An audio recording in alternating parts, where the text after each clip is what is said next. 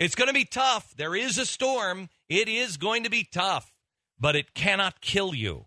It won't destroy you. What they did to Sarah Palin will not destroy her unless she allows it to happen. And here's why she's not going to allow it to happen. I talked to Sarah Palin before. I don't know Sarah Palin, but I feel as though I do. I've seen Sarah Palin in situations, in the media where she was fearless. She took on the big dogs in her own state. She took on the oil companies. She took on the political machinery, and she won. So where was that woman when she was in front of Katie Couric? Let me tell you something. I know, because I've played the game before.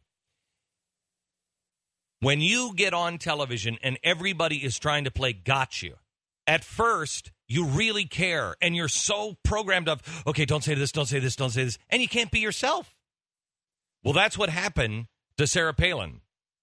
She had 1 million people around her telling her exactly what she should and shouldn't say.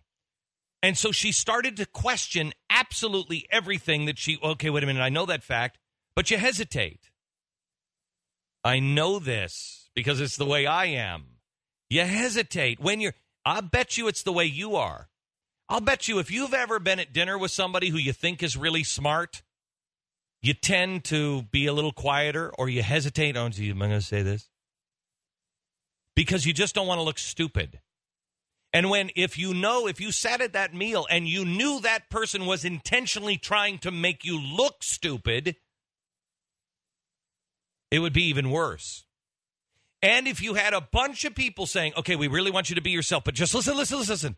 Whatever you do, don't do this, don't say that, don't say that. No, I know you agree with that, but this is what John believes, and you got to do this. You'd never be able to do it.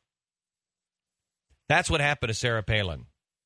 She is not who she was presented as, and she was so encumbered by the machinery of the political process, which she doesn't like. She's against the machinery. That's the problem with Washington, is the machinery. Take the machinery away. Remove the machinery between me and the American people. That's what Sarah Palin believes. In my gut, I felt that. Dan's having a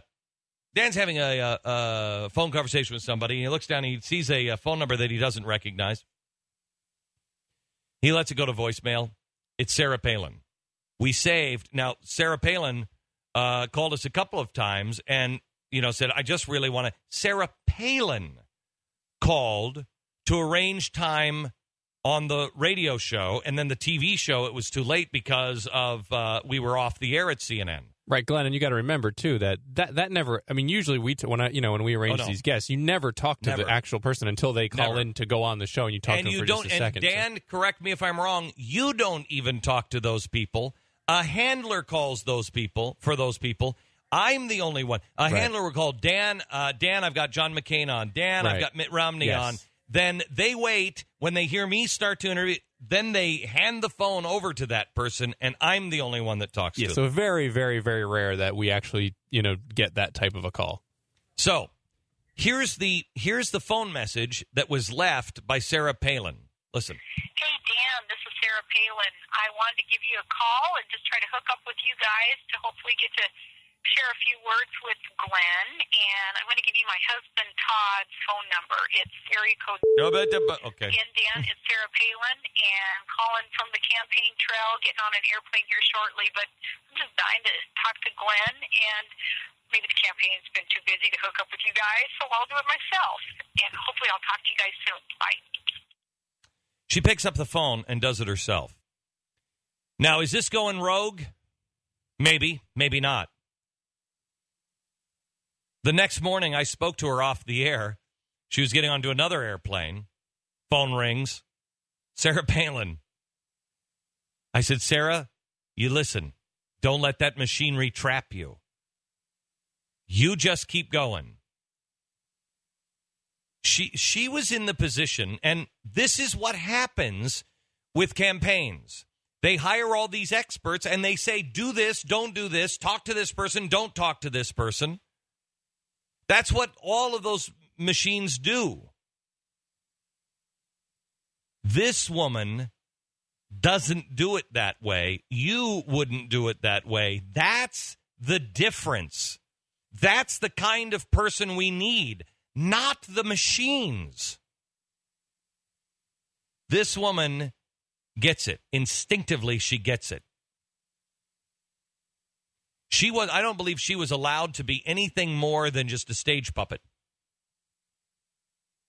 I'm not convinced that John McCain actually, and I have no information on this, just by watching how she was used, her appearance on SNL, everything else, she was boxed. She was boxed in. You watch this woman when it's her campaign. You watch this woman when she's doing it. And you watch how the media has already destroyed her and will in the coming days and then all the way along continue to try to discredit and destroy her. They know she's a threat because she doesn't use the machinery. She doesn't like the machinery. She doesn't want to talk to the machinery. She wants to talk to you. And that's the kind of person we need.